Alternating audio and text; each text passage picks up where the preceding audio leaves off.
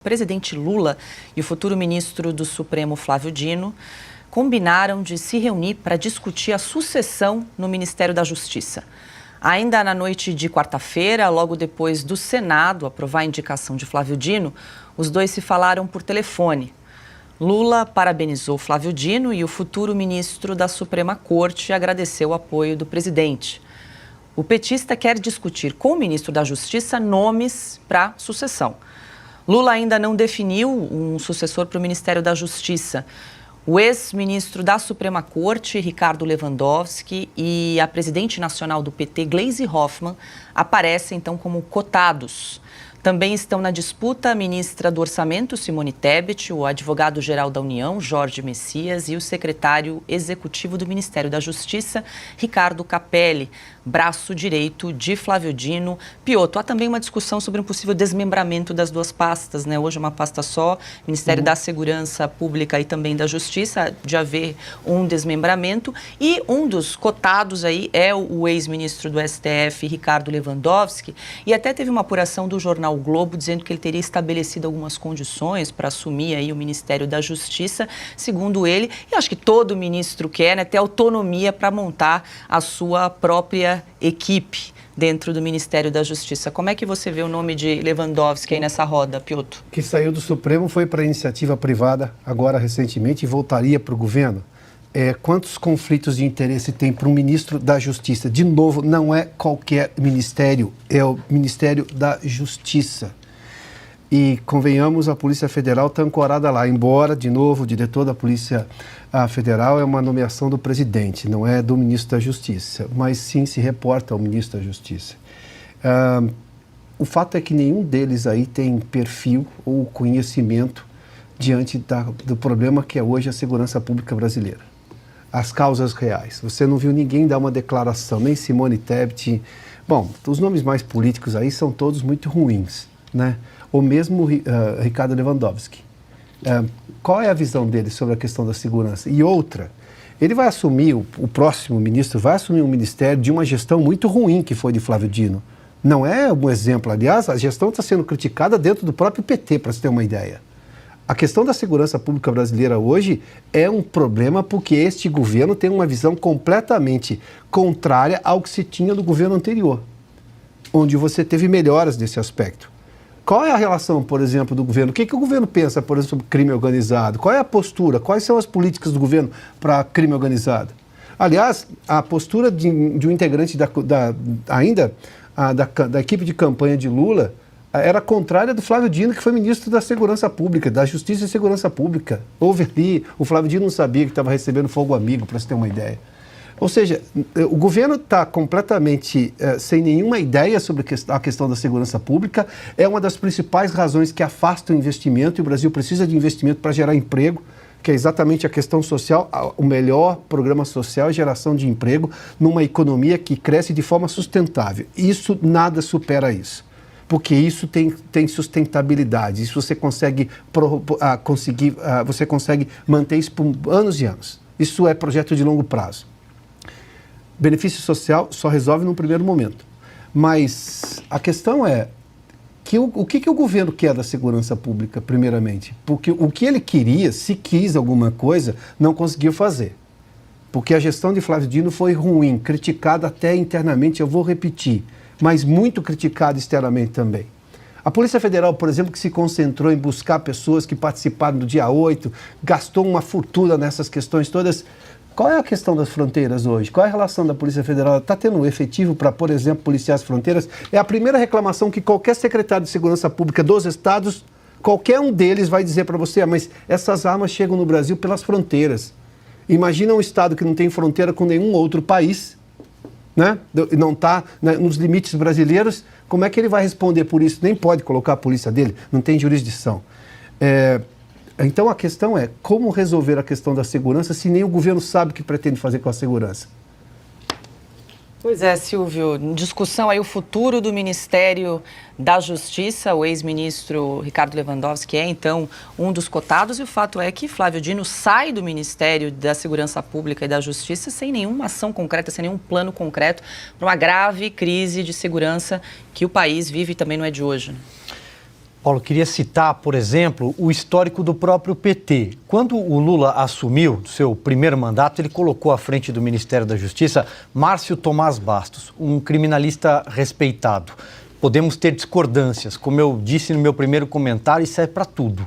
Você pode ter discordâncias políticas, no campo político, mas Márcio Tomás Bastos era um sujeito cordial, educado, não gostava de holofotes e fez uma boa gestão. Aliás, foi ele quem costurou, quando o estouro do mensalão poderia custar o mandato do próprio Lula, foi ele quem procurou Jorge Bornhausen, que então respondia pelo PFL, que virou DEM e que hoje é qualquer coisa depois de virar União Brasil.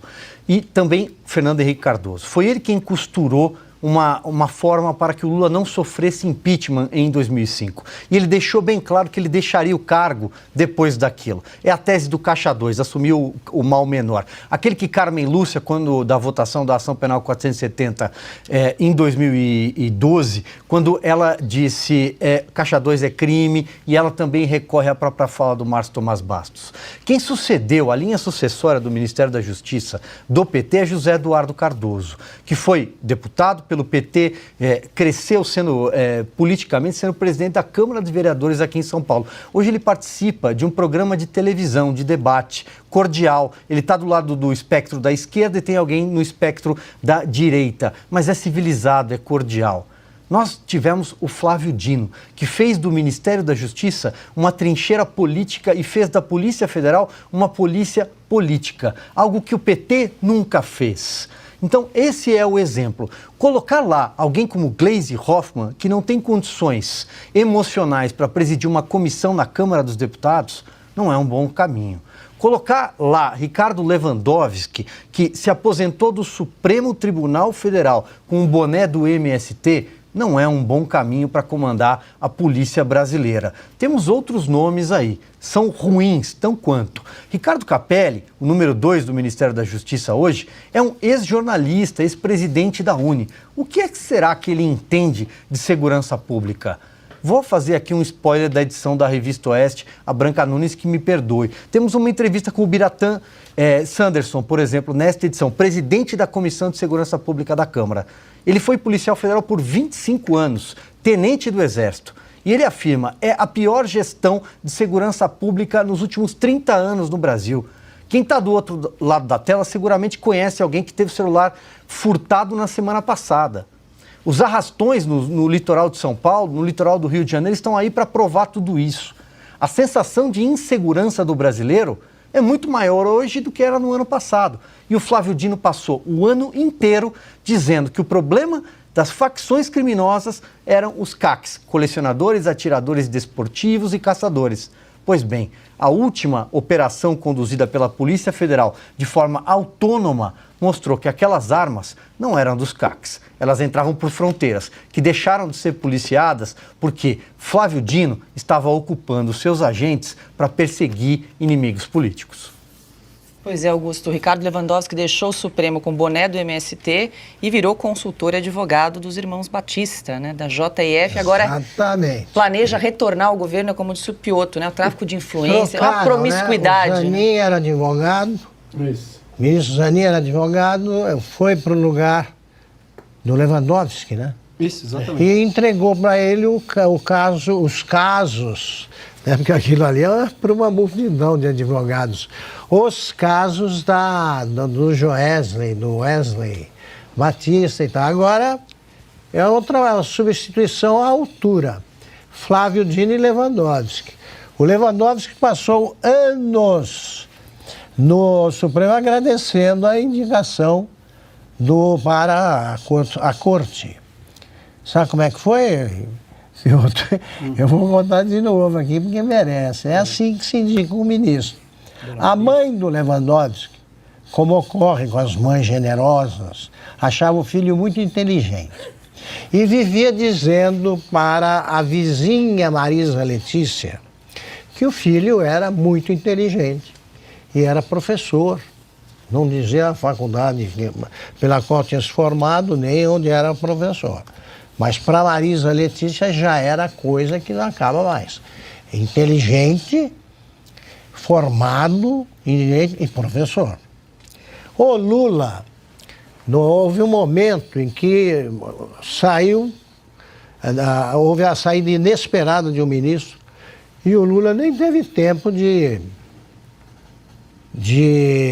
procurar, perguntar. Ele costumava pedir ao Márcio, né, que fizesse uma triagem e tal. Não teve tempo, porque a primeira-dama, na sua única indicação, disse: olha, eu tenho uma vizinha que fala que o filho dela é muito inteligente. Era o Ricardo Lewandowski. E falou, podia nomear ele. Por que não? E tal. O Lula resolveu atender. Estou afirmando aqui, o programa é gravado. Se o Lewandowski acha que eu estou mentindo, me processe. Me processe. O Lula resolveu atender a mulher. Por que não? Uma vaga no Supremo, pô. Deixa eu ficar em paz. Com a Marisa Letícia. E nomeou. Então eu passei boa parte desses últimos anos me esperando pela minha mãe, já morreu. Eu queria pedir que minha mãe desse um jeito de falar que eu era muito inteligente e que eu queria ser ministro do Supremo. Embora não tenha completado a faculdade de Direito, mas eu sei mais que esses ministros aí, eu pelo menos sei aplicar na prática mais princípios aí do que o que eles violam. Esse é o ministro ideal.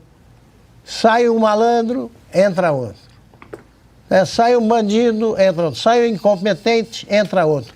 Os grupos grandes, grupos do crime organizado, eles já estão na política, eles estão infestando todo o organismo brasileiro. Eles já têm prefeitos, eles já elegeram deputados, eles estão fazendo o que fizeram os cartéis colombianos, um deles comandado pelo Pablo Escobar. E o nosso Flávio Dino não viu, embora pudesse entrar na maré sem segurança. Isso foi o grande feito do reinado dele no Ministério.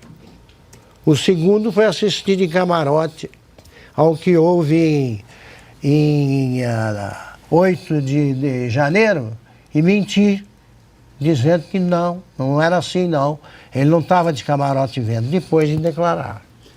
Só lembrar que Lewandowski, ao lado de Renan Calheiros, foi quem fatiou a lei do impeachment, que permitiu a alguém que tinha sofrido o impeachment, como a presidente Dilma Rousseff naquele momento, continuar com possibilidade de concorrer à reeleição. Para surpresa de ninguém menos ali no plenário de Fernando Collor de Mello, que falou: meu Deus do céu, essa lei não é assim. Ele conhecia a lei. Imagina só você fazer alguma coisa que deixa Fernando Collor de Mello atônito, como senador, que era naquele momento. Mas as urnas deram a resposta nesse caso, né, deram a resposta. Consta, quero te ouvir aí, dentre esses nomes, aí, Ricardo Lewandowski, Gleisi Hoffmann, Simone Tebet, Ricardo Capelli, tem algum palpite aí de qual pode ser o favorito para assumir essa vaga no Ministério da Justiça e Segurança Pública? Olha, Paula, quando a decisão é o suicídio, o método é o menos importante, porque todos conhecemos o destino. Eu ia até pedir para você ler de novo todos os nomes, mas eu já me arrependi na hora, né? Porque é uma coisa assustadora. Não tem ninguém que presta. Agora, vai ocupar um cargo que vem sendo dominado por ativistas com total desrespeito pelas prerrogativas da função republicana desse cargo, né? Veja, o Augusto já lembrou, o Piotr agora também lembrou do Lewandowski. Foi o primeiro grande ponto de inflexão. Pegar a Constituição, da qual deveriam ser os guardiões, e rasgá-la para proteger os interesses políticos da Dilma. Quer dizer, é um negócio assustador. Dali abriu a porteira, passou um boi e passou a boiada toda. Impediram o presidente de escolher o diretor-geral da Polícia Federal e por aí vai. Então é um negócio assustador, é um show de horrores. Agora, eu não espero muita coisa de um ministro da Segurança Pública e Justiça do PT. Então todos os nomes são igualmente péssimos, digamos assim. A única forasteira que não é nem do PT, mas também não acho que tenha muita chance, é a Simone Tebet, né, que vai estar sempre em segundo plano e aceitando com muita humilhação e constrangimento esse papel, né? Mas eu só espero uma coisa de um ministro da Justiça, da Segurança Pública, mesmo do PT, pelo menos é a única coisa que eu esperaria. O Augusto lembrou bem, que não consiga adentrar em favelas dominadas pelo crime organizado brasileiro sem forte escolta policial. Eu não acho que seja pedir muito. Não estou pedindo nada muito mais do que isso. Não vamos pedir recordes de apreensão, de polícia combatendo o tráfico, droga. Não vamos pedir muita coisa. Basta que aquele que deveria ser, ou aquela, a figura mais odiada no país pelo crime organizado, não consiga ter, digamos assim, trânsito livre nesses locais onde o crime organizado manda.